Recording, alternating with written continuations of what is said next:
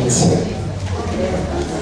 Assim, a inconsciência prodigiosa, que guarda pequeninas ocorrências de todas as vividas existências do espírito que sofre, luta e goza. Ela é a registradora misteriosa do subjetivismo das essências, consciência de todas as consciências, fora de toda a sensação nervosa. Câmara da memória independente arquiva tudo rigorosamente, sem massas cerebrais organizadas, que o neurônio oblitera por momentos, mas que é o conjunto dos conhecimentos das nossas vidas estratificadas. Augusto dos Anjos, pela psicografia de Francisco Cândido Xavier, o livro Parnaso já em Torno. Bom dia para todos. Difícil, né? Que poema é esse? Augusta dos Anjos.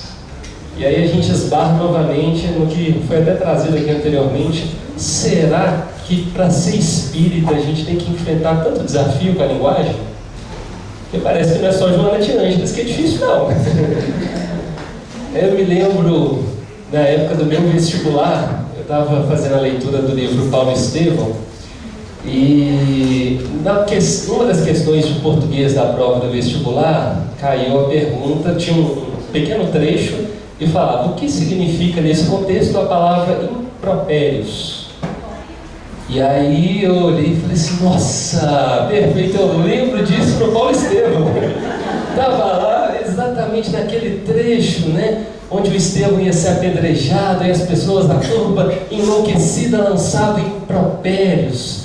Só que eu na hora parei para buscar o que eram os impropérios. Eu simplesmente vi a palavra e falei: nossa, impropérios. E ficou bem marcado na minha mente, né, essa palavra nova, e ampliando o campo lexical, mas sem conseguir definir uma conceituação. E aí, o que aconteceu na hora da prova? Eu errei a questão. Eu sabia o que era impropérios, eu só sabia que estava lá, Emmanuel falou de impropérios no livro Paulo Estevão, né? E tantas outras coisas. Não sei se vocês já viram lá nas obras de Emmanuel o termo tergiversar. Eu acho tão bonito, né? E aí, de repente, o indivíduo tergiversou.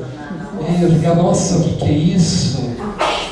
E a gente vai buscando as palavras e vai enriquecendo, então, esse campo lexical, né, com os vários sentidos aí que a gente pode atribuir às denominações, às palavras na língua portuguesa.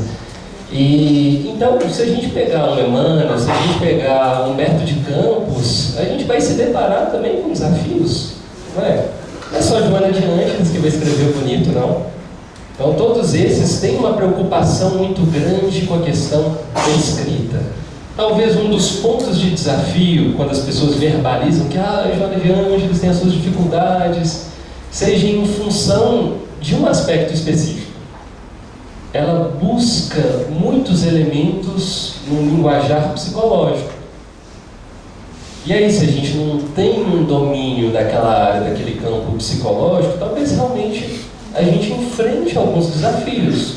Mas assim como se a gente não tem um domínio de um linguajar filosófico, quando a gente vai ver Humberto de Campos falando, a gente vai encontrar desafios, né, com tantas citações, né, também de mitologias, né, de outros autores. Assim também com Emmanuel. Então, esses vários eixos que a doutrina espírita vai tangenciando, assim como André Luiz, por exemplo, né, vai na Evolução em Dois Mundos. Não é um livro que a gente precisa de um dicionário, mesmo aqueles que são da área biológica, por exemplo, da área da saúde, porque os termos usados são termos, inclusive, da época em que o livro foi escrito, né? Termos que a gente não costuma usar muito nos dias de hoje, mas a gente tem que fazer aquela recapitulação para entender qual que era o sentido que o autor que escreveu pretendeu dizer, né? Com aquela colocação. Então, o desafio está lançado, né? Cabe a cada um de nós falar assim: opa, eu quero seguir esse caminho. Isso aqui vale a pena? Se vale, vamos nos esforçar, né? Vamos sair um pouquinho dessa inércia. Isso é importante. E aí, Hoje, um domingo, todo mundo aqui, sem dúvida alguma, tem muitos afazeres, mas se está aqui conosco é porque tem um propósito. Foi tocado de algum modo por essa ideia da obra psicológica de Joana. Quis entender e aprofundar um pouquinho mais nessa proposta. E o mundo tem tantos desafios, né? E às vezes a gente se sente tão pressionado, quase esmagado pelas demandas que vão surgindo, incansáveis. Nossa, eu tenho que fazer uma coisa aqui, aí de repente alguém pede para eu fazer outra coisa ali, aí tem a questão do trabalho, tem a família, tem os meus estudos, tem a doutrina espírita. Como conciliar tudo isso, né? E teve uma época que eu estava vivenciando de forma mais ostensiva exatamente essa sensação, com muitas demandas diferentes. E aí eu deitei para dormir. Era, a princípio, só mais um dia de sono, né? E nesse dia, eu acordo logo depois de ter tido um sonho bem interessante. Como foi isso? Eu estava num local que era um edifício muito alto, dentro de uma piscina. E essa piscina dava para uma janela, aquelas janelões bem grandes, sabe? E que você via ao longe, assim, até algumas montanhas, outros prédios. Uma vista muito bonita. E eu estava lá tranquilo na piscina, né? No bem bom, aproveitando. E aí, de repente, eu olho para fora pela janela e o que eu vejo? Um tsunami. Estava vindo aquele mundo de água. Aí eu falei, meu Deus do céu. E agora? O que eu faço? Primeira coisa que eu pensei foi, poxa, você está vindo água, eu estou na água, eu vou mergulhar, né? Porque água com água, aí de repente o negócio passa por cima e eu estou bem, né? Só que eu me esqueci que eu estava no alto de um edifício. Aí de repente eu falei, opa, isso não vai dar certo. Então, ao invés de mergulhar, eu tenho que pensar numa outra saída, porque na hora que o tsunami pegar aqui, ó, o prédio vai para longe, né? Vai ser tudo destruído. E aí, de repente, eu vi aquele tsunami vindo, foi aproximando, e eu falei assim, nossa, já era. Eu vou ser completamente engolido por isso. E naquele instante eu respirei fundo e falei, não é possível. Eu não vou ser engolido por isso, não. Deve ter algum outro jeito. E aí eu comecei a olhar todas as saídas do ambiente que eu estava. E vi que tinha umas outras janelinhas mais para trás, no fundo. E falei assim, eu vou escalar isso aqui, passar pela janela e quem sabe eu consigo escalar a montanha. Olha só, né? E aí eu fui subir aquele negócio, né? Escalei a janelinha, pulei para o outro lado, fui parar na montanha e comecei a correr, desesperado, escalando a montanha. E aí eu subia. O tsunami foi chegando, engolindo tudo, eu desesperado. E aí, de repente, ele se aproximou de onde eu estava e a água chegou até mim. E eu já estava no topo da montanha. E a água pegou nas minhas canelas. E aí eu vi aquele mundo de coisas coberto por aquele oceano que se formou ali. Tanto de água e eu ali em cima, no topo, olhando para tudo aquilo e vendo que eu tinha dado conta. Eu tinha superado aquilo. E aí eu acordei. Olha que interessante. O que será que desencadeou essa experiência? Como que a gente pode explicar um sonho dessa maneira? Como que a gente pode entender esse funcionamento do nosso ser como um todo? É um desafio, né? Nós somos complexos. E olha, Joana de Ângeles vai nos dizer o seguinte, no livro Leis Morais da Vida: os interesses recalcados, as aspirações frustradas, os tormentos íntimos, complexos, mal conduzidos, dormem temporariamente no inconsciente do homem e assomam quando emoções de qualquer porte fazem-no desbordar, facultando o predomínio de conflitos em formas perturbadoras, gerando neuroses que se incorporam à personalidade, inquietando-a. E aí ela continua falando, Da mesma forma, os ideais de enobrecimento, os anelos de beleza, o hábito das emoções elevada, a mentalização de planos superiores, as aquisições e lutas humanistas repousam nos departamentos da subconsciência, acordando frequentemente e produzindo euforia, emulações no homem, ajudando-o em seu programa de paz interior e de realizações externas. O homem é sempre aquilo que armazena, consciente ou inconscientemente, nos complexos mecanismos da mente. O que vocês têm armazenado nos complexos mecanismos da mente de vocês? Quem são vocês? Como vocês funcionam? Vocês se conhecem? Enquanto seres humanos que são, em termos de funcionamento de todos esses mecanismos, talvez a gente vá para uma outra pergunta, né? O que é essa mente? O que é essa estrutura que nos governa? E aí a gente recorre até a figura de Emmanuel, né? Um livro bem conhecido aí no movimento espírita, que é o livro Pensamento e Vida. E Emmanuel vai nos dizer que a mente é o espelho da vida em toda parte. A mente é o espelho da vida em toda parte. Então, quando a gente pergunta assim, qual que é a função de um espelho? O que vocês diriam? Refletir. Refletir? Mostrar o que está. A imagem que foi projetada dele. E aí a gente faz a seguinte questão. A primeira coisa que o espelho faz, a função primeira dele, é o reflexo. Para refletir, o que eu preciso fazer primeiro? Captar. E a gente vai refletir conforme a nossa capacidade de captação, não é assim? Eu lembro quando eu era pequeno, eu ia no parque, né? Tinha aquele Parque Guanabara. Tem até a música, né? O Parque da Família. Uma grande propaganda aí. E aí lá tinha uma seção só de espelhos. E aí tinha uns espelhos que eram deformados. Então a capacidade de captação dele estava alterada. E como que era o reflexo? Era alterado. Então, de acordo com a sua estruturação, o espelho vai ser capaz de refletir de uma maneira ou de outra.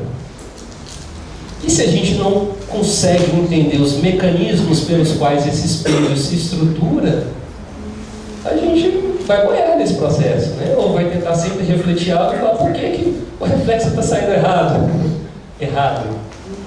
Ou não está saindo como eu gostaria. E a gente não está entendendo esse aparato.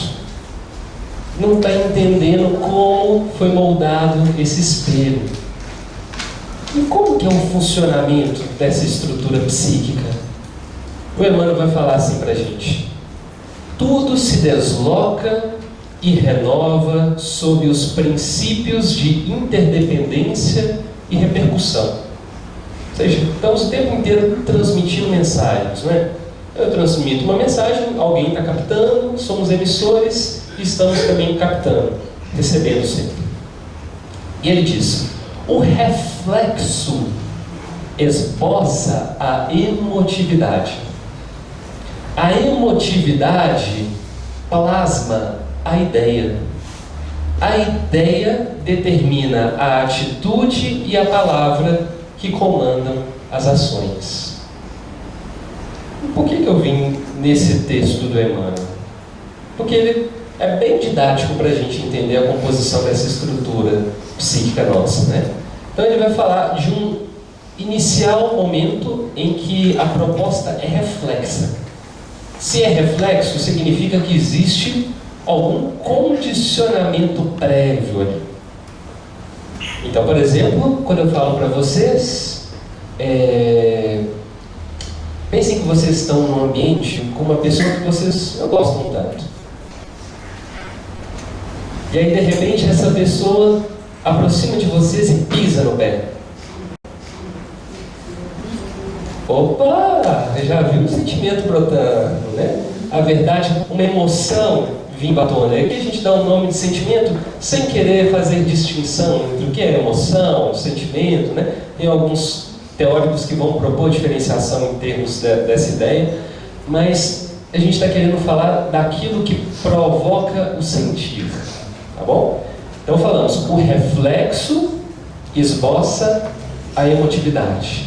Então, de acordo com um determinado estímulo, vamos ter um padrão de resposta gerando o campo dos nossos sentimentos. E aí, Emmanuel vai seguir adiante. O que o Emmanuel fala? Que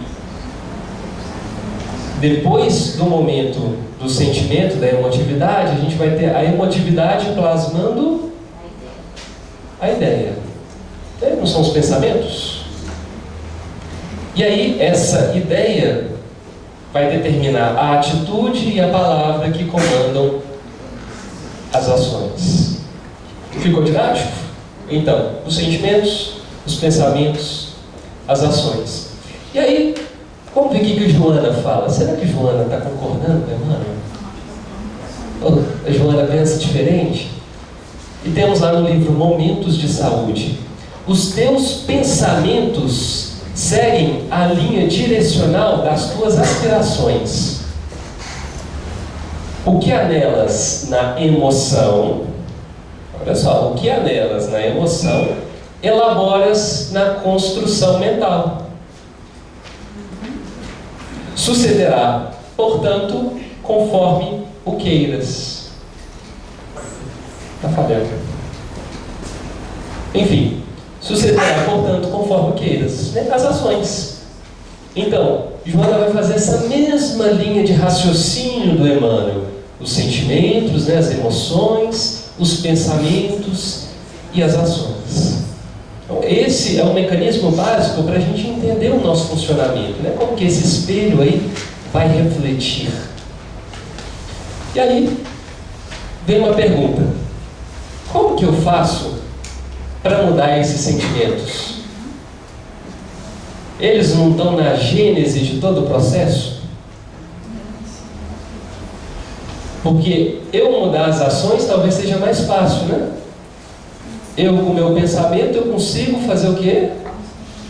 Inibir, modificar. Às vezes o indivíduo pode reprimir simplesmente. E aí, na hora que ele faz isso, ele vai ter aquela ação, aquela conduta? Não. Então, através da mente, da vontade dele, do querer dele, ele consegue promover uma alteração nos pensamentos para que a ação não se suceda. E alguns vão falar, beleza. E os pensamentos? Poxa, se os pensamentos são frutos do sentimento, é fácil. Vou mudar o sentimento. Poxa, mas como que muda o sentimento? A gente não falou de um processo que é de condicionamento? O reflexo esboça a emotividade. Então tem um condicionamento prévio que vai levar a isso aqui. Então o que eu tenho que fazer é reformular, ressignificar, transformar o condicionamento que foi criado até então. Vocês concordam com isso? Uma vez eu transformando aquele condicionamento, eu vou ter um novo padrão emotivo. Então, na hora que o indivíduo pisar no meu pé, aquele indivíduo que eu não gosto, a primeira coisa que eu vou pensar é o quê? Em Jesus, não é? É assim? Vai vir primeiro aquele padrão de emoção, assim, subindo, né? De indulgência. Aí você já vem assim, indulgência. Olha, que oportunidade maravilhosa Jesus me deu de exercitar a minha paciência. E aí, olha, viu como mudou? Mas beleza, como que a gente vai modificar modificar esse condicionamento? Talvez seja isso que vocês queiram saber. E aí entra o poder do pensamento.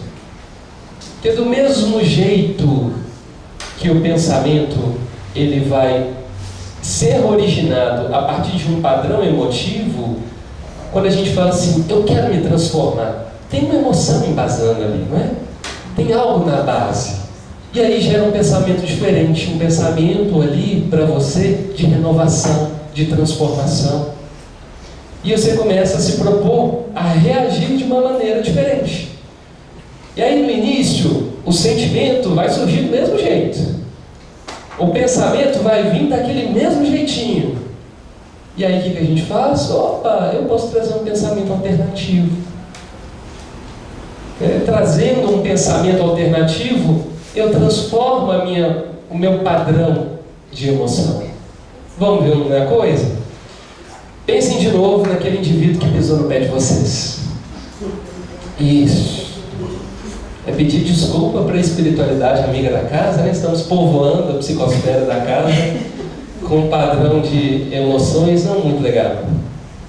Mas vamos transformar isso? Agora imagina que você está aqui no Thiago Maia. Está ali no momento do copo. Aí uma pessoa que você tem um carinho profundo chega e pisa no seu pé. Opa! Qual que foi a emoção que surgiu aí? Oh, você por aqui, meu querido, não, desculpa por ter ficado com o pé embaixo do seu. É quase isso.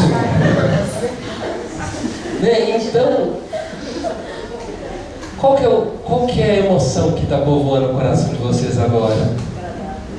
Agradável, vocês deram uma risada, né?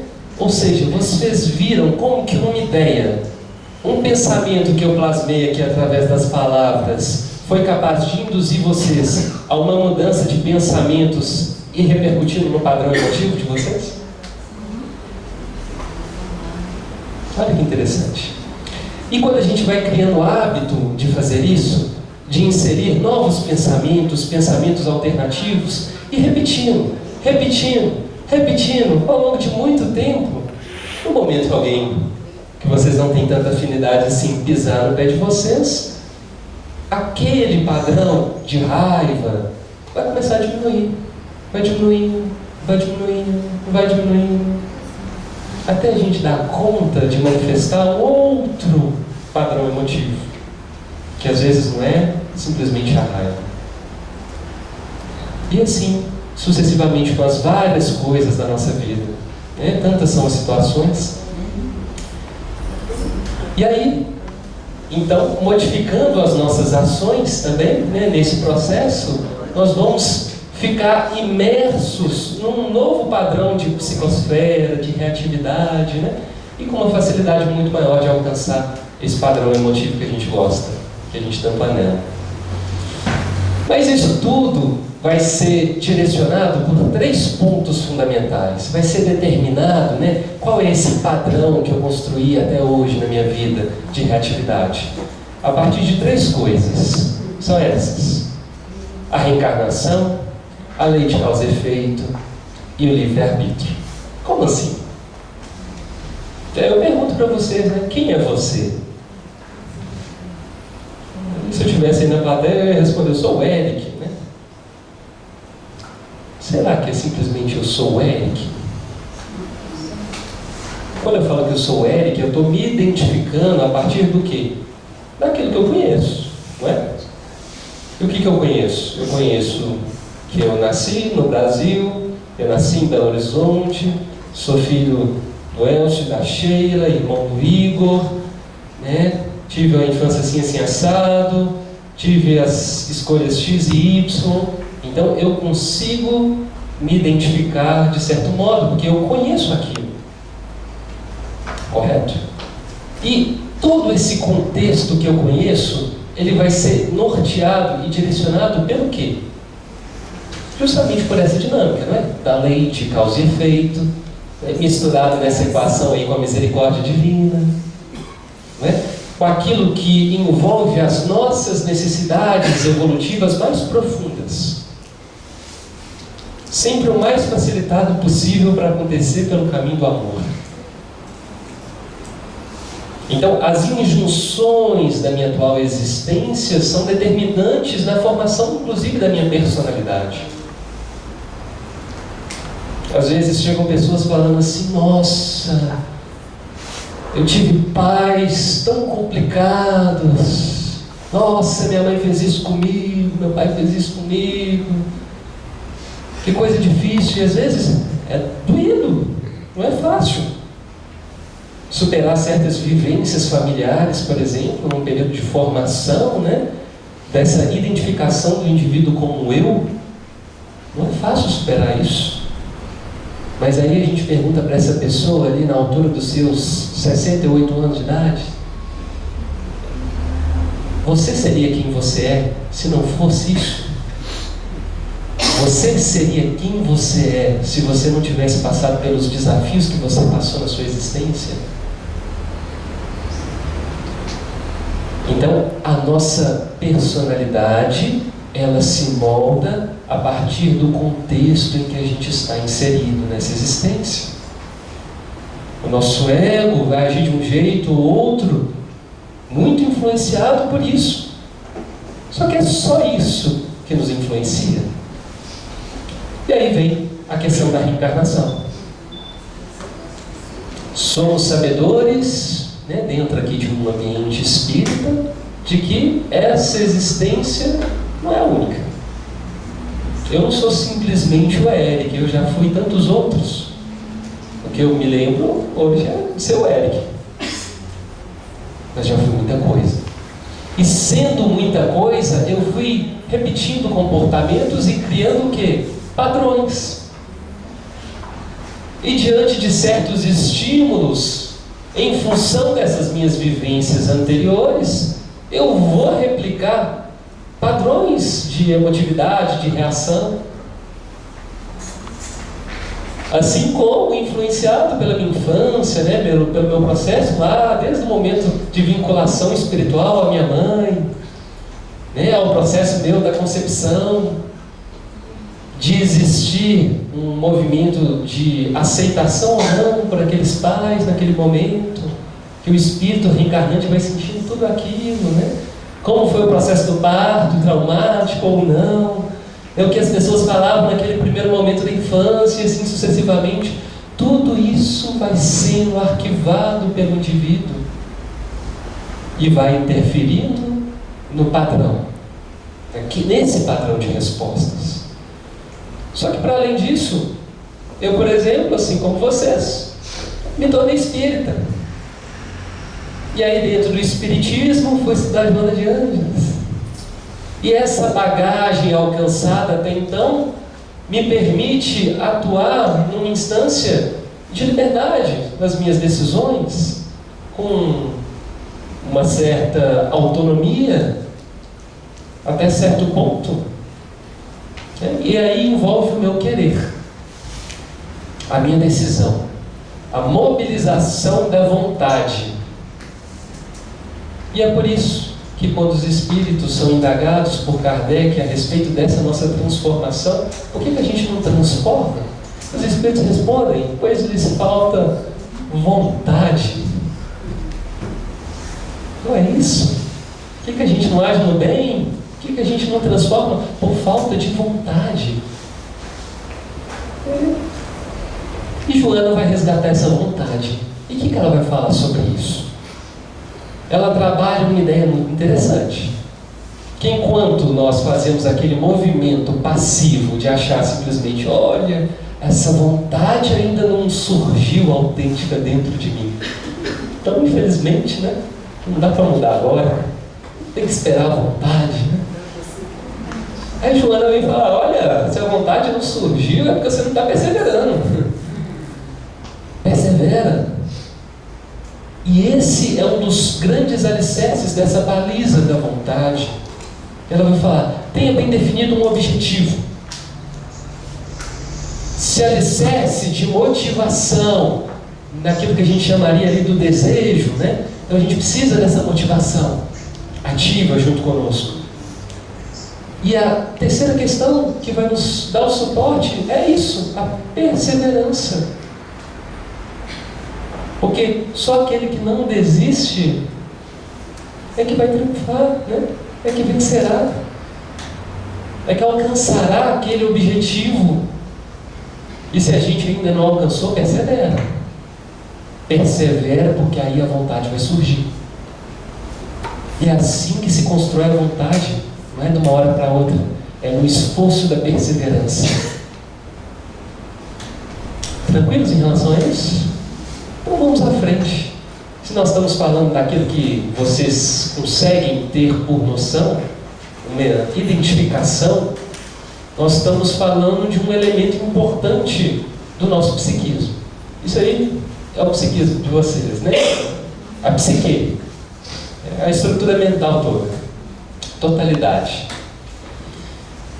Quem são vocês?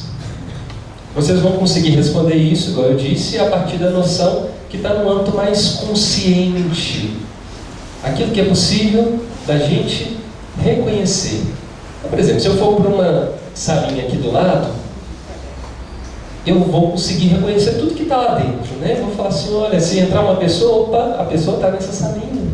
Eu consigo ver tudo que está acontecendo a princípio. Então eu estou falando de um campo consciente, né? E quem que vai fazer esse reconhecimento daquilo que está presente ali? É uma estrutura, é a estrutura do eu. Só eu. Esse eu nós vamos chamar de ego. Beleza?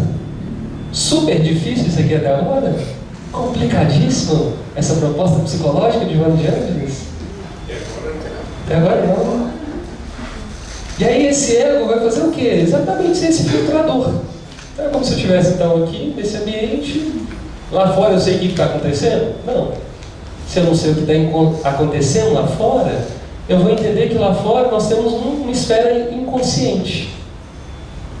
Então vocês vão falar, opa, apareceu aí inconsciente pessoal, inconsciente coletivo. O que é isso? Calma. Nós estamos falando daquilo que a gente então desconhece por enquanto, que é a instância do inconsciente. Então, se agora lá fora alguém der uma cambalhota, eu vou ver? Não. Está inconsciente. Difícil isso até agora? Também não. Então vamos dar o próximo passo. E esse ego, como ele está logo ali, né, no campo consciente, igual eu estou aqui, né, vendo tudo que está acontecendo, né, a gente começa a se sentir inflado, né? O dono de toda a situação. Todo mundo aqui já viu o Titanic? Sabe aquele momento que o Leonardo DiCaprio chega lá, abre os braços e fala, eu sou o rei do mundo. Não tem isso? Então, esse é o ego. Ele está ali achando que ele está capaz de perceber todas as coisas que estão acontecendo. Ele percebe um bocadinho, isso é verdade, né?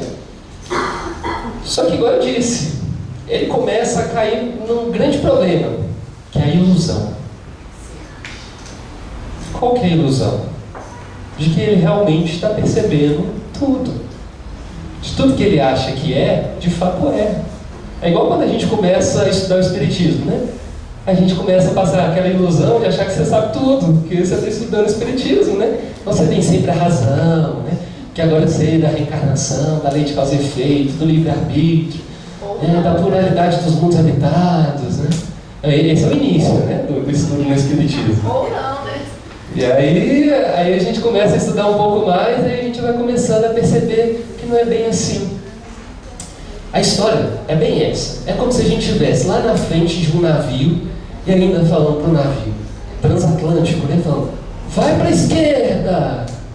E aí, de repente, você acha que você está guiando mesmo, né? Você falou, o transatlântico obedeceu, né? Aí eu falei, vai para a direita, isso aí, me obedeça. É exatamente assim. Ele está naquela completa ilusão. Aí, de repente, se a gente modificasse o zoom, né? Uma câmera está focada só no ego, né?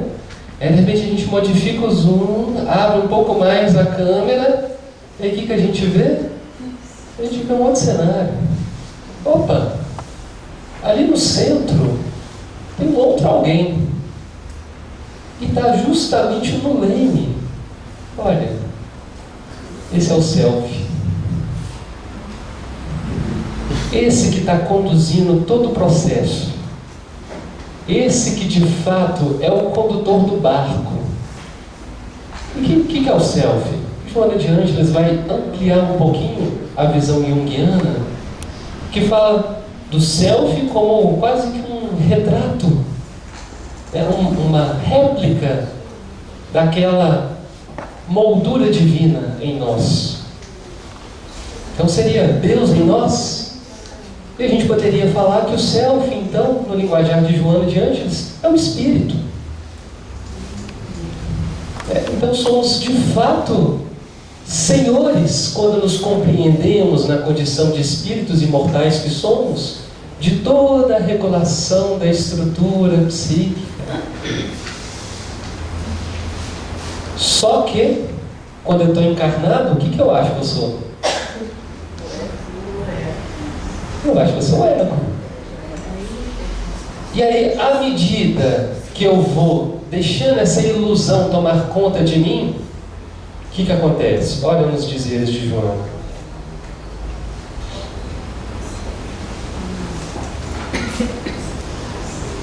Em face da ilusão sobre a permanência do conjunto somático em que o espírito se movimenta sobre a Terra, fixam-se-lhe equivocadas impressões de perenidade em torno de tudo quanto afinal é transitório. Ou seja, a gente começa, na hora que a gente está aqui encarnado, com esse corpo físico, a acreditar que tudo é eterno, sendo que é transitório. A ideia falsa em torno do prazer e o desejo da própria satisfação estimulam a ambição pela posse e a consequente conduta que impõe o amealhar de coisas a que atribui exagerado valor. Então, isso tudo começa a fazer com que a gente fantasie e fale, eu quero isso para mim. Nossa, ter esses momentos de prazer aqui é tudo na vida.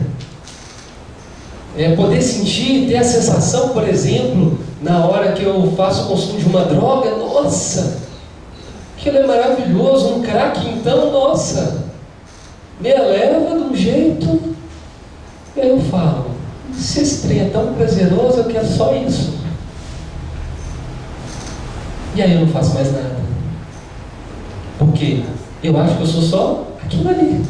Eu me restrinjo tanto, uma potencialidade tão grande a tão pouco. Há uma máquina de sentir prazer,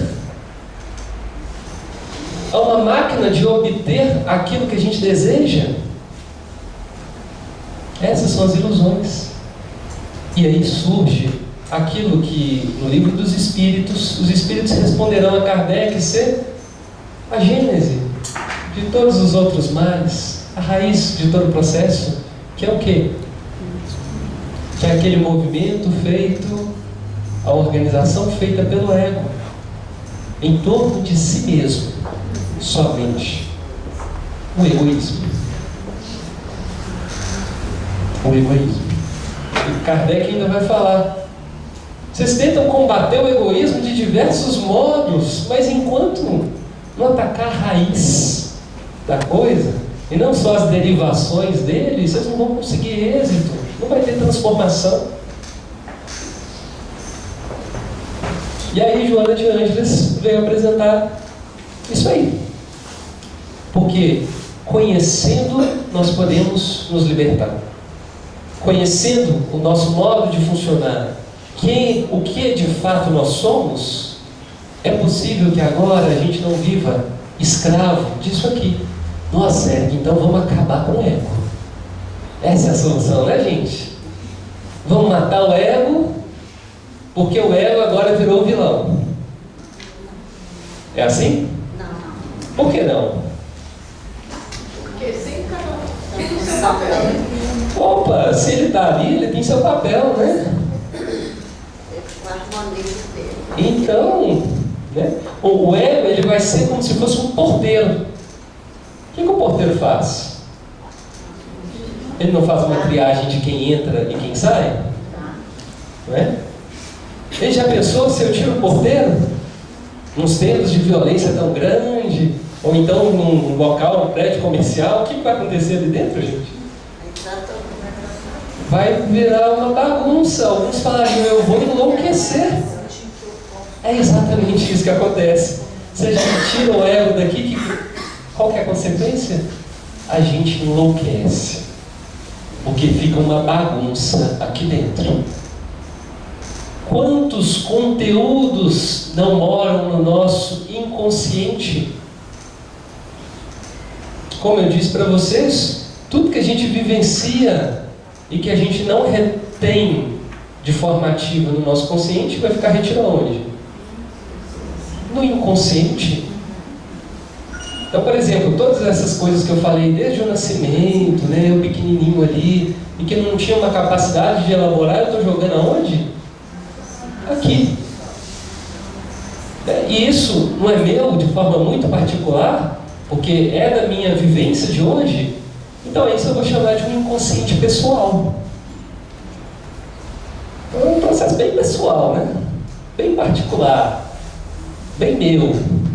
É dessa minha bagagem de agora, dessa elaboração feita a partir do movimento de construção do ego. Tranquilos? Só que ainda existe muita coisa guardada que não é de agora. E que às vezes estimulam padrões de reação, não só em mim, mas em todo mundo.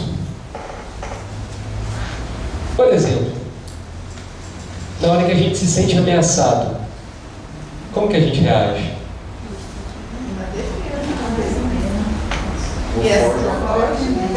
Ou foge ou ataca. Opa, por quê? Não pode dar uma risada?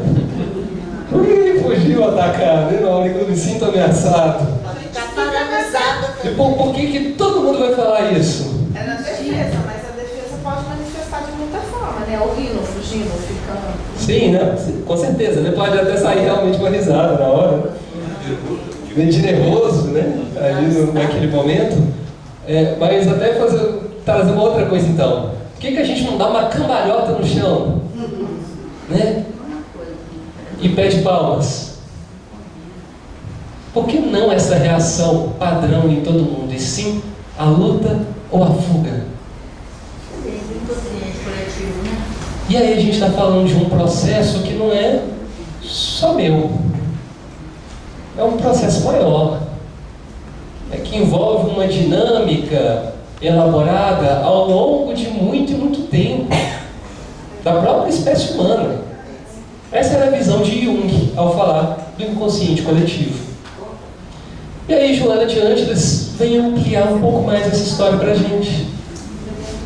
Porque nós não dissemos já aqui que nós somos muitos, não só muitos hoje que nós vamos entender, mas muitos frutos de uma história longa. Quantos eus eu já não tive? Não entendi. Olha só. E às vezes a gente até foge do assunto, né? Desculpa, não entendi.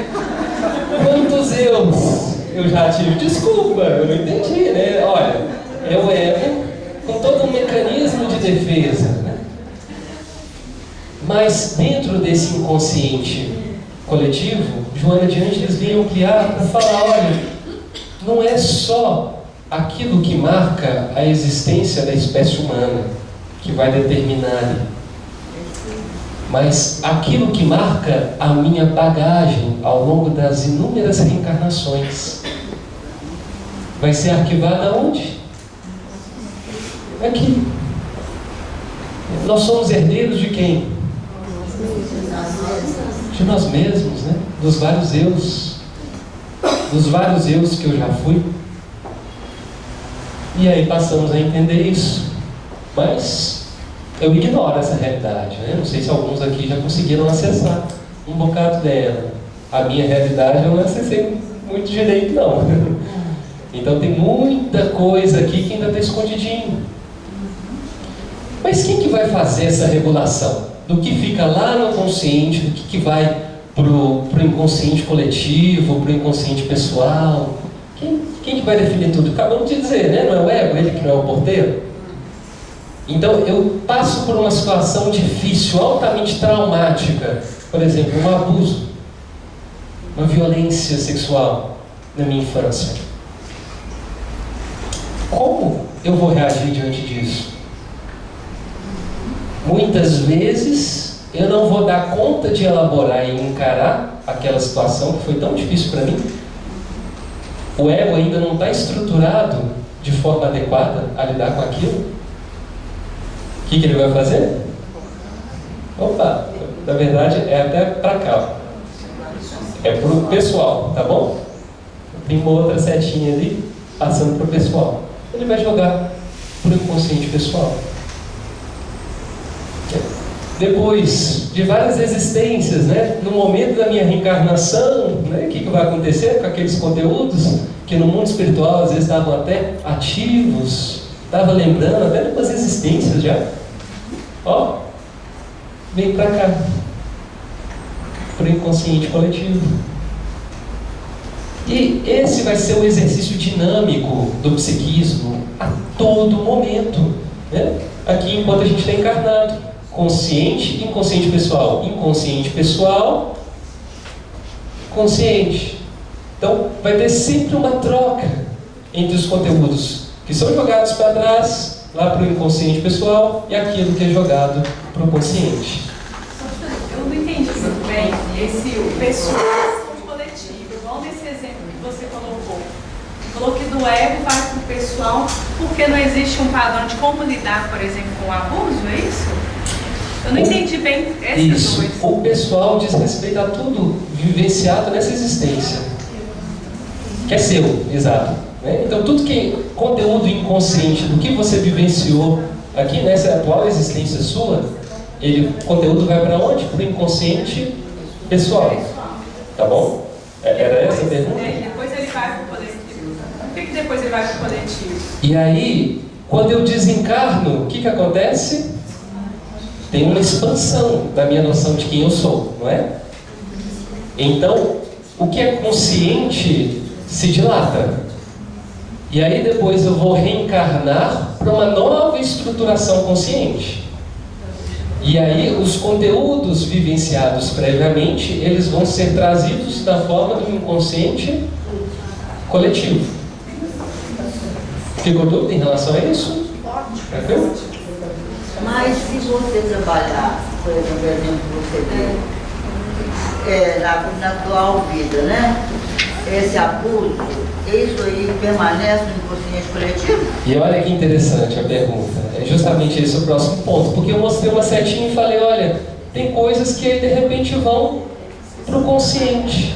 Como que essas coisas que estão no inconsciente pessoal podem chegar no consciente? Situação que a gente vive e revive aqui. Então, de várias maneiras isso pode acontecer. Então vamos lembrar da pergunta 919 de O Livro dos Espíritos?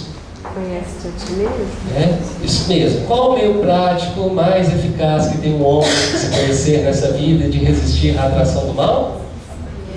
Os Espíritos respondem, um sábio da antiguidade já vos disse, conhece-te a ti mesmo. E aí, Santo Agostinho, depois que Kardec insiste um pouquinho mais, né? Bem sabemos, né, da sabedoria dessa máxima, mas gostaríamos de entender, né, como, de fato, exercitar isso. E aí Santo Agostinho nos diz, só fazer como eu fazia quando vivi na Terra. Ao fim de cada dia eu fazia uma revista em tudo aquilo que eu fiz. Se ninguém teve motivos para de mim se queixar, olha que interessante, se ninguém teve motivos para de mim se queixar, ou se eu deixei de fazer algo que eu poderia ter feito. E foi assim que eu cheguei a me conhecer e a perceber o que em mim precisava de reforma. Na hora que a gente começa a fazer uma análise de nós mesmos, a gente tem a possibilidade de perceber muitos conteúdos que vão se manifestar nesse campo consciente. Mas como que é isso? Vamos ver o que a Joana fala? Você ia falar? Isso aí você segue a divisão da escola junguiana, não? Isso não sou eu. Aí, E a Joana Diana, tudo bem. Isso. Como é que você faria um paralelo aí das divisões de Freud, Ego? Ótimo. Ótima pergunta.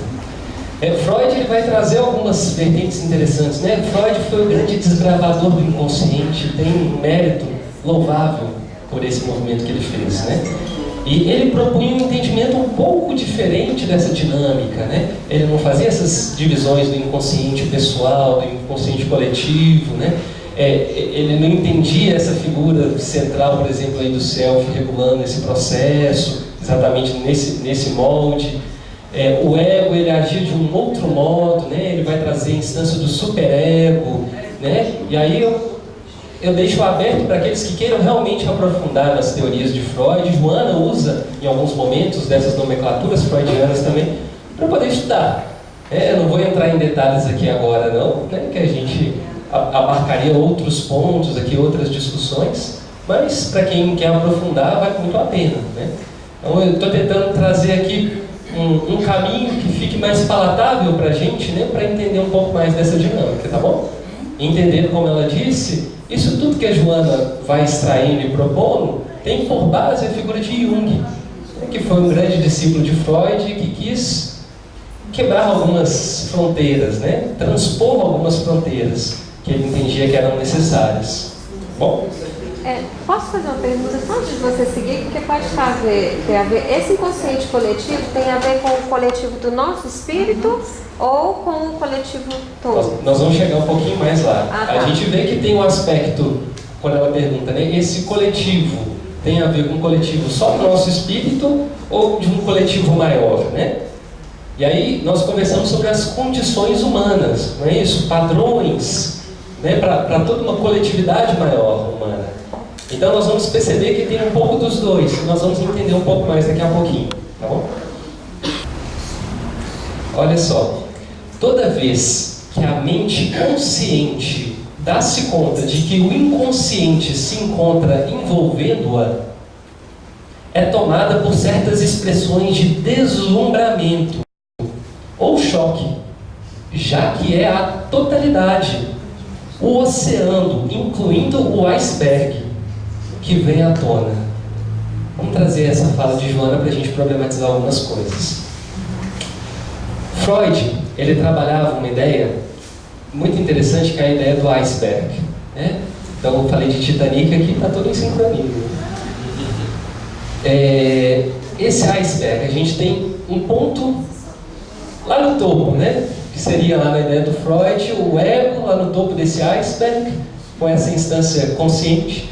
E isso geraria em torno de 5 a 10% de tudo que é possível de se captar, e uns outros 90% de um movimento inconsciente acontecendo, não é? Não é assim o iceberg? E aí vem Jung e traz uma outra analogia interessante, além de também trabalhar com a ideia do iceberg. Ele vai falar do inconsciente como um grande oceano. Pensa um oceano imenso. E aí, lá, navegando, boiando naquele oceano, tem uma rolha. Isso mesmo, a rolha é o consciente. Então, essa é a visão que o Jung vai trazer para a gente, né? Então, o inconsciente é um oceano gigantesco, não é? Só que essas águas do inconsciente, às vezes, ficam um pouquinho mais agitadas, não é? E aí, de repente, essa rolha que está ali vai sentir a agitação e vai ter, vai ser até arremessada para o alto, vai cair, vai ficar ali de novo, vai ser balançada, né? E é nesse momento que esse consciente vai começar a captar informações daquele conteúdo que está ali no oceano, no inconsciente.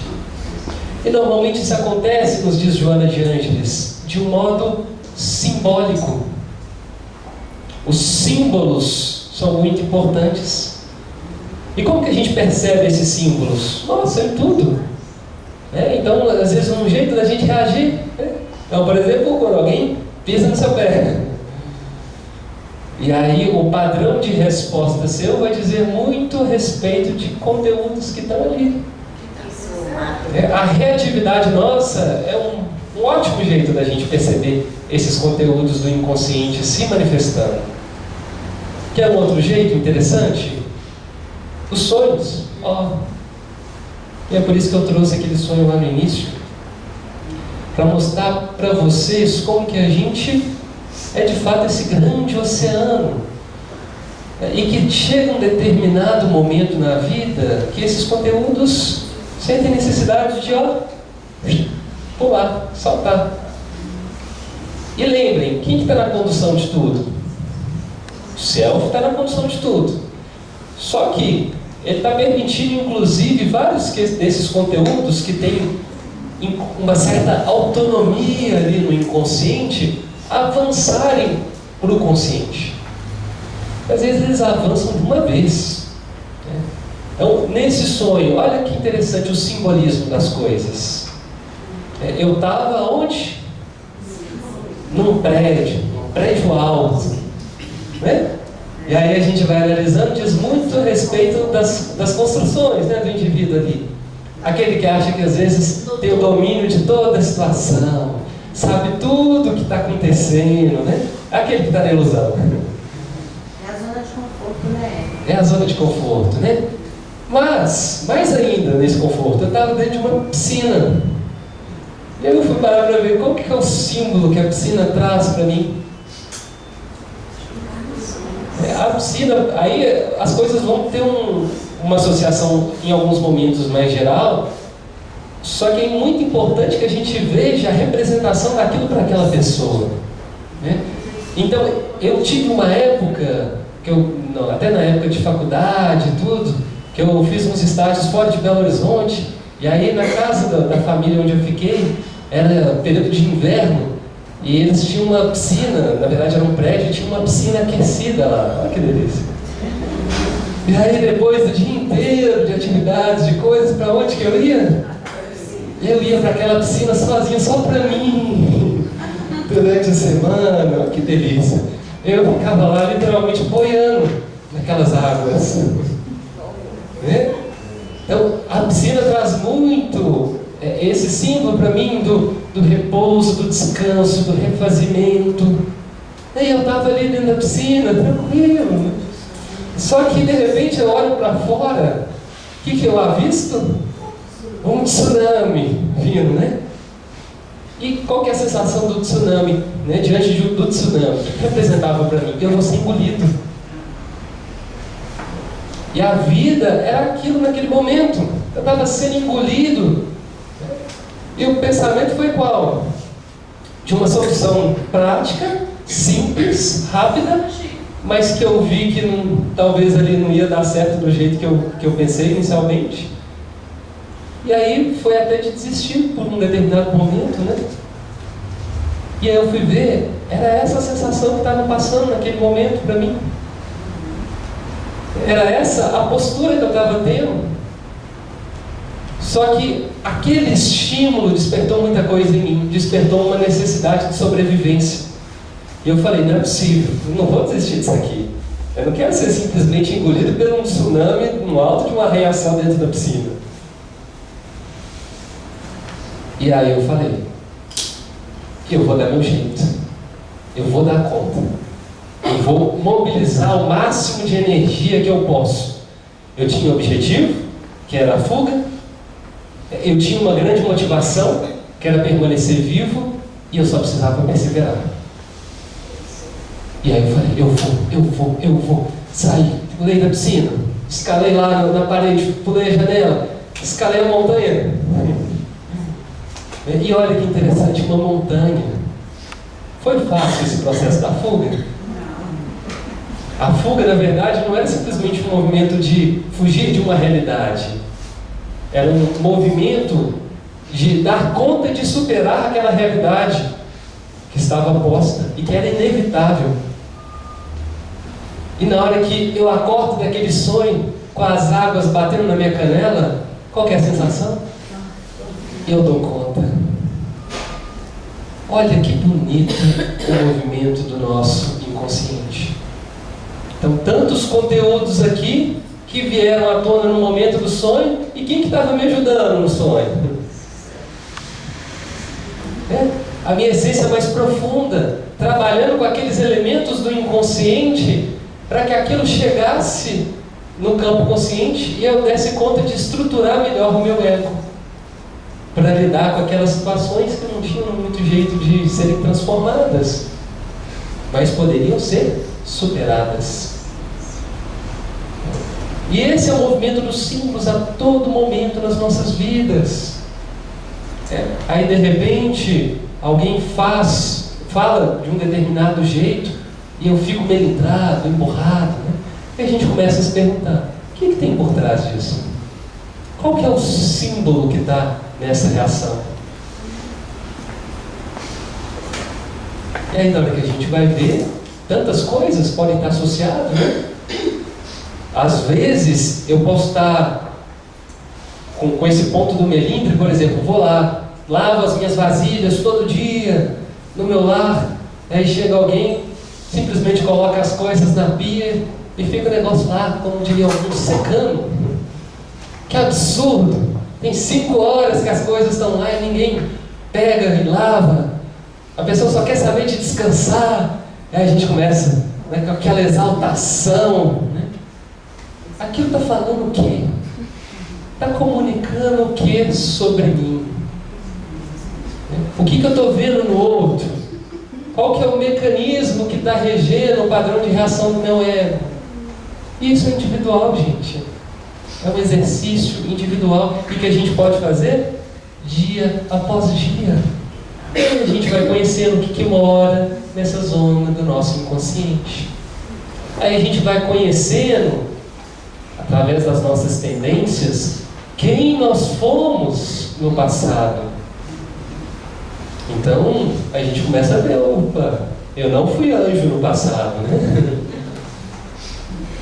O meu passado é de lutas também, de desafios, de quedas, de equívocos.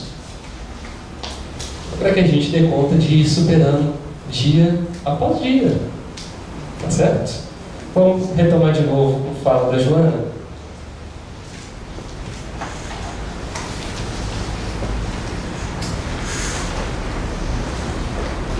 Quando a gente se pergunta, né, o que é de fato esse inconsciente? Onde que ele está armazenado, vinculado, né? Como que é esse processo? Olha só. Indispensável, porém, ter-se em mente a presença do Espírito, nos diz Joana, que transcende aos efeitos e passa a exercer a sua função na condição de inconsciente,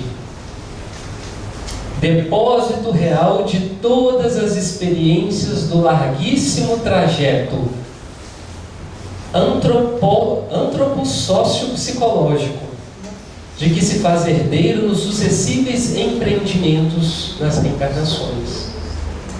Então, ela está falando justamente isso que a gente disse. O Espírito está aqui, senhor de todo o movimento do inconsciente.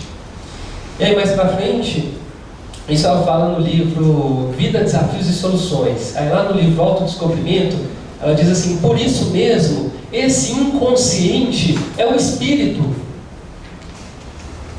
que se encarrega do controle da inteligência fisiológica e suas memórias. Aí quando ela fala dessas memórias, ela diz assim: campo perispiritual. É isso que a gente vai aprendendo com as obras básicas, né? Com André Luiz. As áreas dos instintos, né? Não é o padrão de reação? Dos instintos e das emoções. As faculdades e funções paranormais, abrangendo as mediúnicas. Deu para entender direitinho? Essa nossa estruturação? Aí vocês vão falar: Eric, não está tão complexo não. Se vocês querem que deixe a coisa um pouquinho mais complexa, vamos falar deles, né? Dos complexos, né? que é esse tal de complexo, Eric? Para com isso, né? Não vem trazer essa coisa. Não falei que ao longo do tempo o ego ele vai pegando muitos desses conteúdos e jogando para esse inconsciente pessoal? Agora imagina só, vários conteúdos ali que eles respondem. Se eu fosse classificar esses conteúdos, né, igual uma biblioteca, tem aqui tudo bonitinho, né? As prateleiras, né, as estantes todas ali, e aí eles fazem uma classificação. Não sei se aqui eles põem lá autor, quem psicografou, o médium, ou o autor espiritual, né, o título da obra. Então quem mexe nessa parte da biblioteconomia, né, sabe manejar muito bem esses processos. É preciso classificar. E a nossa estrutura psíquica está falhando? Opa! A nossa estrutura psíquica está dando uma falhadinha. A nossa estrutura psíquica, ela vai fazer exatamente isso. Ela tenta exercer uma classificação. Ela coloca como se fossem caixinhas certas coisas. Então, as coisas que eu vivenciei, por exemplo, que eu experienciei, vinculada. Então, vamos trazer um exemplo. Ao longo da minha vida, eu passo por diversas experiências que vão tocar aspectos em mim que vão gerar um sentimento de culpa. E aí, essas várias situações diferentes que de algum modo mexem e geram esse campo emotivo em mim da culpa, às vezes eu não dou conta de lidar. O que eu faço? Jogo para o meu inconsciente. Não é isso? E aí, na hora que está ali naquele inconsciente, ela vai se estruturando de um jeito muito curioso, né? Naquilo que a gente vai denominar de complexo. O que é isso então? É um emaranhado de conteúdos psíquicos que estão vinculados a alguma carga emotiva. Então essas várias coisas, esses vários conteúdos que eu fui vivenciando e que tinha essa vinculação, por exemplo, com a culpa, elas foram se formando, se juntando, se congregando nesse inconsciente meu, formando o que eu vou denominar de um complexo de culpa. Olha só, não é tão complexo assim não. As experiências que eu tive vinculada à figura materna, as várias situações distintas que eu experienciei, eu fui jogando e cada uma que caía lá no inconsciente, ela buscava fazer uma conexão, ela puxava para perto, por afinidade, aquelas outras situações que eu já tinha vivenciado também, que estavam vinculadas à experiência materna. Opa, e aí no fim das contas eu vou ter o complexo materno. E assim sucessivamente vamos construindo, esses vários cenários, esse aglomerado de conteúdos que vão povoando essa nossa estrutura psíquica ali no inconsciente pessoal. Só que tem um porém. Às vezes isso vai ficando tão grande, tão inflado, tão inchado, é tanto conteúdo não trabalhado, que fica quase igual ao nosso armário quando a gente fica um tempão sem arrumar, né?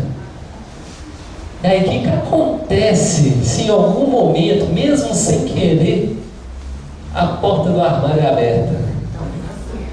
Despenca tudo, né? Vamos trazer uma outra analogia?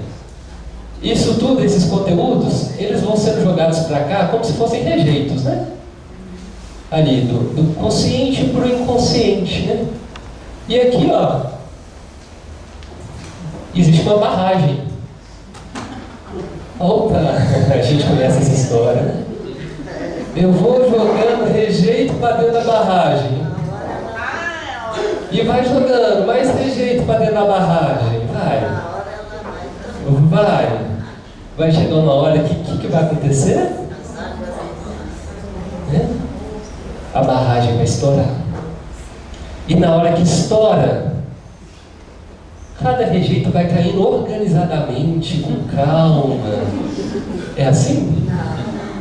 Não, é aquela avalanche. É um tsunami de rejeito. E que vai destruindo tudo que vê pela frente. E é por isso que às vezes a gente se surpreende, né? Até com o outro. Com a gente e com o outro. Nossa Senhora, como que fulano de tal ficou agressivo, né? Nunca vi ele desse jeito, é sempre tão paciente, bonzinho. Né? Virou uma fera, menina. O que foi aquilo? Vai! Todos temos complexos. Né? E às vezes a gente simplesmente acaba permitindo a passagem. A verdade, mais do que permitir a passagem, o ego, ele não tem consciência disso. Porque o Jung trabalhava a ideia de que os complexos têm autonomia. São como se fossem monstrinhos, né? Ali dentro, que vai chegar uma hora que eles vão invadir. E se a gente não vai percebendo isso ao longo do tempo, não vai buscando integrar aqueles conteúdos de volta para o campo consciente, a coisa pode ficar feia. Mas beleza, falamos daquilo que diz respeito a esses conteúdos no inconsciente pessoal. Mas também tem uns conteúdos que vão para onde? No inconsciente coletivo. E lá eles também vão se agrupar. Vocês concordam? A lei não é a mesma do micro ao macro? Se a afinidade é uma lei, as coisas, experiências mais ou menos semelhantes também vão se agrupar. Né? E aí é como se a gente fizesse várias garrafinhas. Né? Então, eu tenho aqui uma série de garrafas. A garrafa do suco, a garrafa do café, a garrafa do chá. Não é? E aí, cada uma dessas garrafas, eu vou preencher de acordo com a minha própria vivência e experiência. Então, por exemplo, eu gosto mais de suco de uva do que de suco de limão. Então, até agora, essa minha garrafinha do suco está lotado de suco de uva, né? Mas essa mesma garrafinha, eu vou continuar enchendo ela na nova existência. Opa, exatamente. Esses conteúdos lá de trás, eles vão poder ser abastecidos e se vincular com aquela formação nova. Né? A Joana de Ângeles vai chamar esses conteúdos que a gente traz lá de trás dos atavismos. Então é aquela bagagem construída no nosso pretérito. Então, os conteúdos atávicos. E aí nós vamos somar com coisas novas. E aí, nós vamos apresentar uma outra palavrinha. Sabe essas garrafas que eu falei que estão aqui, no inconsciente coletivo? Vamos parar de chamar de garrafa, né? Vamos melhorar essa linguagem. Vamos chamar de arquétipo. Pode ser? Os arquétipos. Então, os arquétipos são como se fosse essa forma de vários conteúdos distintos, né? E que cada um vai rechear de um jeito. Então, na forma, eu posso botar um brigadeiro, não é assim? Então, o brigadeiro é aquilo que eu estou fazendo agora. A forminha eu comprei lá no supermercado. Então, a forminha é o que vem lá de trás. O brigadeiro é o que eu estou fazendo agora. Então, no núcleo, no alicerce de cada complexo, eu vou encontrar o quê? Um arquétipo. Que nada mais são do que essas garrafinhas, né? Essas formas, que vão permitir as coisas se agruparem conjuntamente, por afinidade, a partir desses vários conteúdos que se conectam de algum modo com um padrão de emoção específico. Muito difícil? Esses arquétipos poderiam ser moldados, por exemplo, nessas experiências que você falou aí dos complexos, pelos sentimentos. Então, os sentimentos vão se assemelhar, se afinizar. Aqueles que eu tenho, como você falou, pela maternidade eu tenho um sentimento de rejeição. Então, se eu tenho em outra experiência, outro sentimento de rejeição do campo, ou do trabalho, ou do dinheiro, eles vão se agrupar Assim. E as coisas vão ficando complexas, né? Porque, por exemplo, a questão do abandono.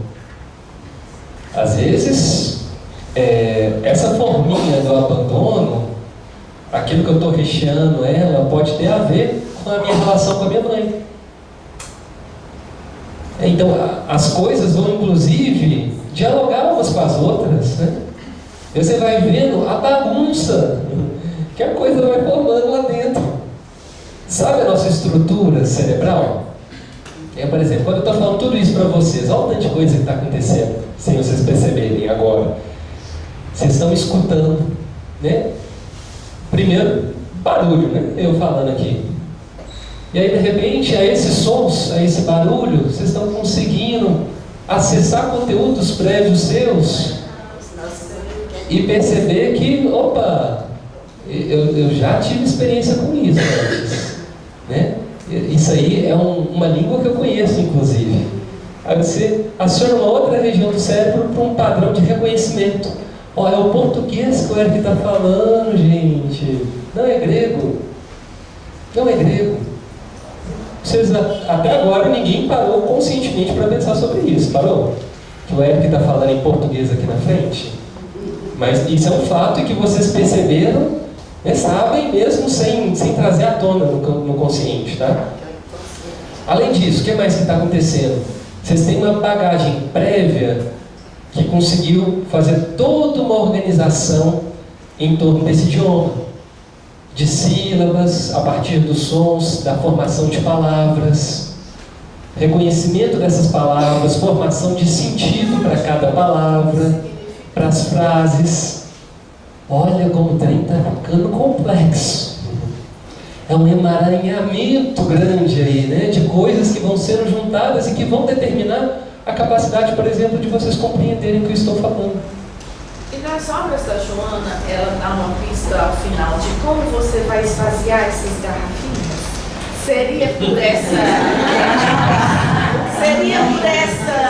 persistências? Então ela quer acabar com o seminário.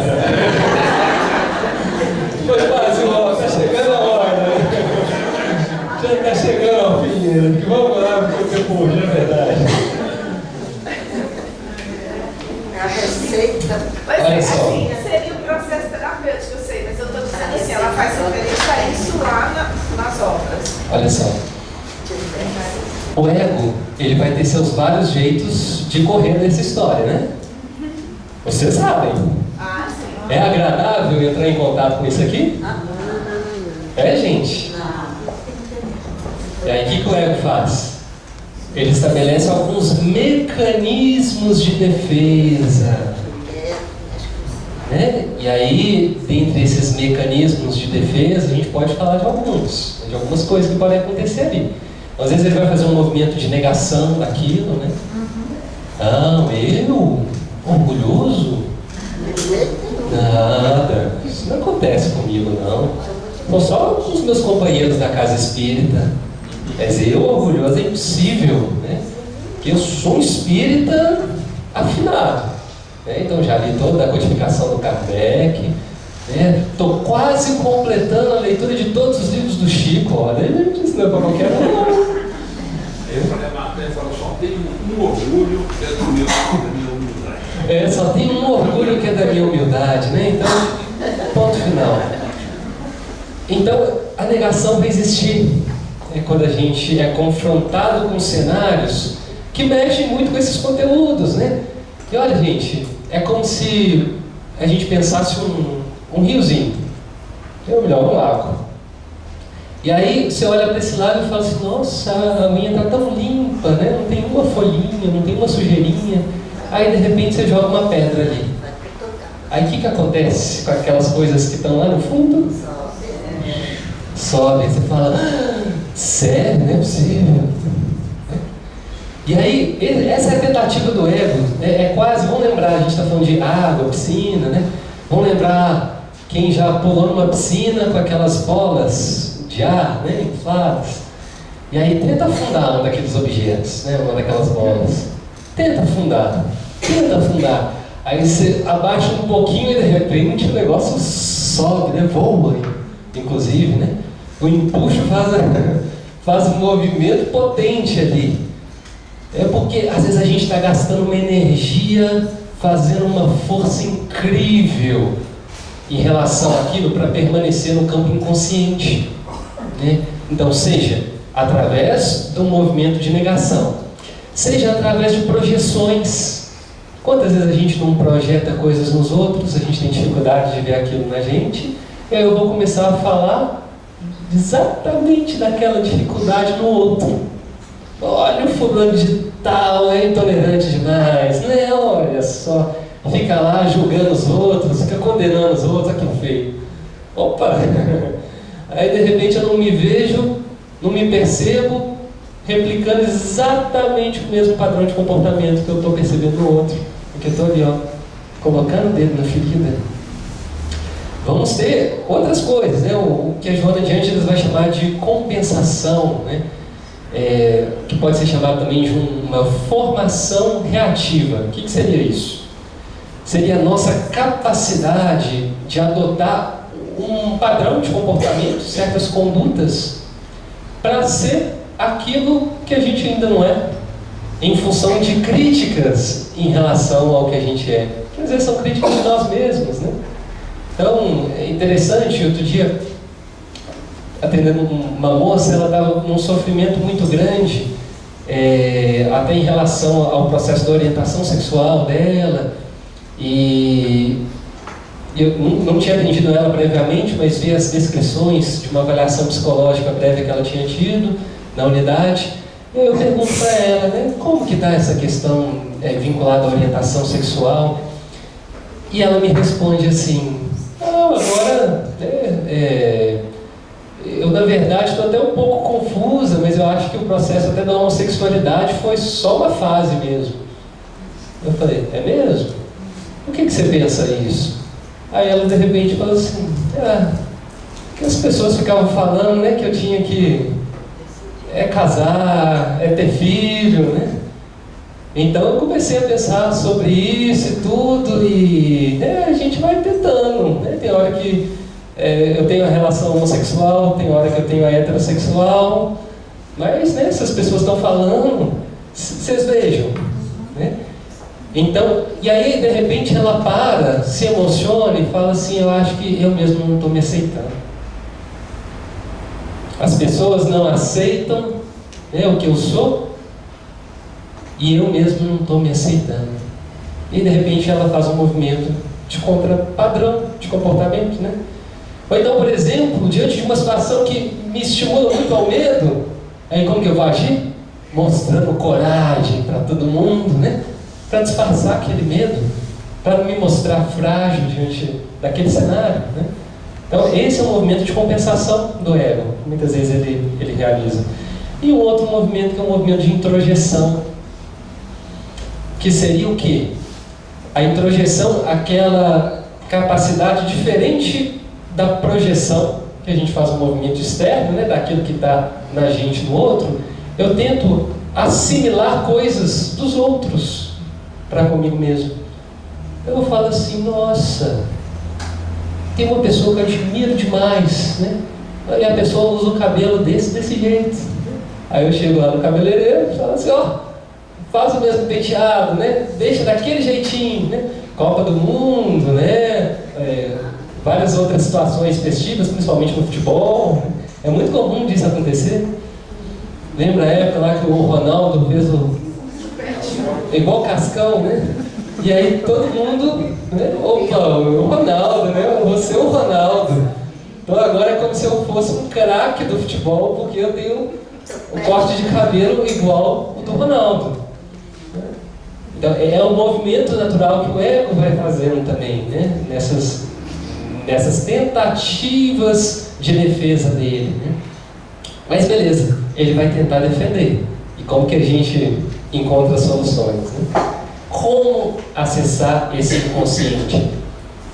Então lá no Vida, Desafios e Soluções, a Joana vai dizer: para Sigmund Freud, tanto quanto para Gustav Jung, o inconsciente somente se expressa através dos símbolos. E esses símbolos podem e devem ser buscados para conveniente interpretação, através dos delicados mecanismos dos sonhos e da imaginação ativa, que é uma prática que Jung propunha bastante, que seria qual movimento? O movimento quase da gente fazer um diálogo com aquilo que vem no nosso inconsciente. Então o indivíduo fixa em algum ponto de partida e aí de repente ele vai falando e deixando aqueles conteúdos do inconsciente que vão vindo fluir. Então é uma técnica também utilizada, de modo a serem entendidas as suas mensagens. E já falamos o grande segredo, que Santo Agostinho nos propõe.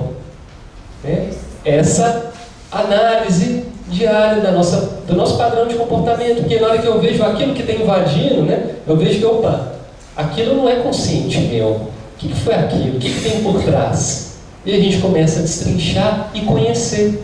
E é conhecendo que a gente dá conta de reformar. Entendendo a todo momento que a proposta de Joana de Ângeles não é uma proposta repressiva, é uma proposta integrativa.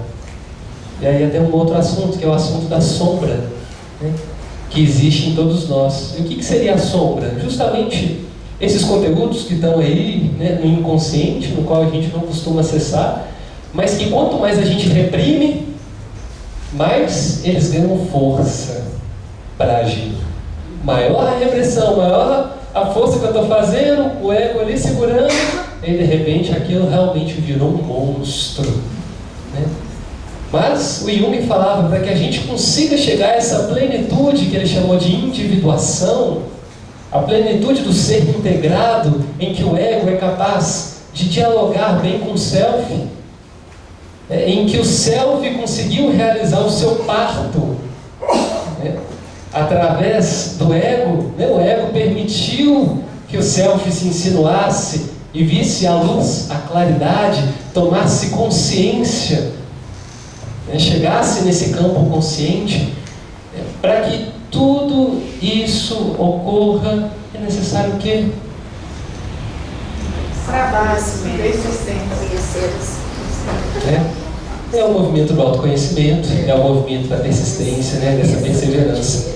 Mas Joana vai continuar dizendo: permitimos-nos, porém, acrescentar que também através da concentração, olha só, da concentração, da oração, da meditação e durante alguns transes, nas tentativas das experiências mediúnicas, o inconsciente faculta a liberação de várias das impressões que nele jazem, dando aos fenômenos anímicos, estudados cuidadosamente pelo nobre codificador do Espiritismo, com muita justiça, um dos identificadores dos arquivos do inconsciente, embora sobre outra designação. Então, a gente começa a deduzir o que está ali, reparando a nossa vida, reparando nesses vários instantes, reparando nessas respostas, de repente, nas reações que a gente traz.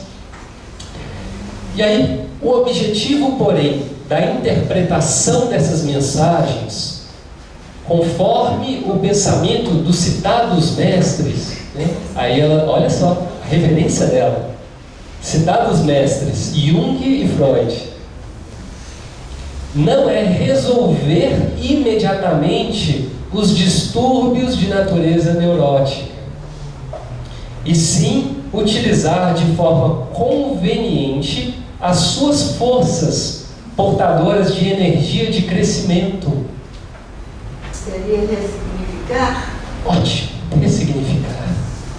Porque, gente, aquele conteúdo que está ali, que a gente fala da sombra em nós, é algo ruim? E é o momento da gente ressignificar. Porque o Jung, ele fala que nós só vamos então acessar esse momento da integração completa no instante em que a gente superar, fizer esse instante de percorrer as veredas da sombra, de torná-la consciente, de iluminá-la E aí essa dualidade luz e sombra diz muito respeito ao que está no campo consciente e aquilo que está inconsciente. Se a gente apaga todas as luzes, fecha as janelas ali, vai ficar tudo escuro, não é? É a sombra, inconsciente, eu não consigo perceber as coisas. A partir do momento que eu acendo a luz, opa, melhorou, né? E ela vai continuar.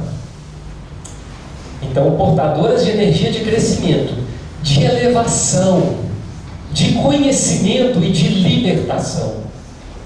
O grande desafio da existência humana está na capacidade de explorar esse mundo desconhecido. Isso aqui, gente, explorar o mundo desconhecido. O grande desafio da existência humana. Dele retirando todos os potenciais que possam produzir felicidade e autorrealização. Porque o self, ele está onde? Ele não está inconsciente para a gente? Então, enquanto nós não fizermos esse movimento de tornar, inclusive, essas coisas maravilhosas que ele traz em si, para o campo consciente, a gente vai conseguir exercer em plenitude a felicidade, a autorrealização. O que a Joana vai insistentemente trabalhar então nessa série psicológica dela, vários momentos, né, desse vir a ser, que é essa capacidade de integração, né, do nosso eu com eu, esse eu maior. Não mais brigando com o ego, não mais achando que ele é uma coisa ruim, não mais brigando com a nossa sombra, mas fazendo igual uma Maria de Magdala que chega para Jesus e fala: Jesus, eu tenho amado, né, mas tenho também sede de amor. Apesar do tanto que eu tenho amado aqui, tantos homens, mas eu tenho sede de amor, mestre, e o Senhor bem o sabe. E aí qual foi o movimento dela? Eu vou simplesmente, toda essa energia que vibrava nela, dar um ponto final? Eu vou ressignificar. Para ela, naquele momento, era difícil ressignificar numa relação a dois? Era. Em todo um contexto maior. Então, o que foi possível para ela fazer? Um movimento ainda maior de renúncia, que não foi um movimento de repressão, mas foi um movimento de redirecionamento daquela potência criadora dela para cuidar dos outros, para cuidar dos leprosos, para cuidar dos filhos de mães que não conseguiam exercer o seu cuidado adequado, a instância da maternidade. Mas era o sonho dela ser mãe, era o sonho dela cuidar. E quando Jesus fala para ela: no que há mais mérito? Em cuidar do próprio filho ou cuidar também do filho dos outros? Ela entende a proposta, se motiva, estabelece um objetivo. E olha, foi difícil, mas ela perseverou. Ela perseverou até o final da vida dela. Então, os grandes pontos de crescimento do espírito se dão a partir disso, né? Dessa compreensão desses mecanismos, né? E do jeito que a gente aprende a lidar com toda essa proposta. Então, gente... Ué,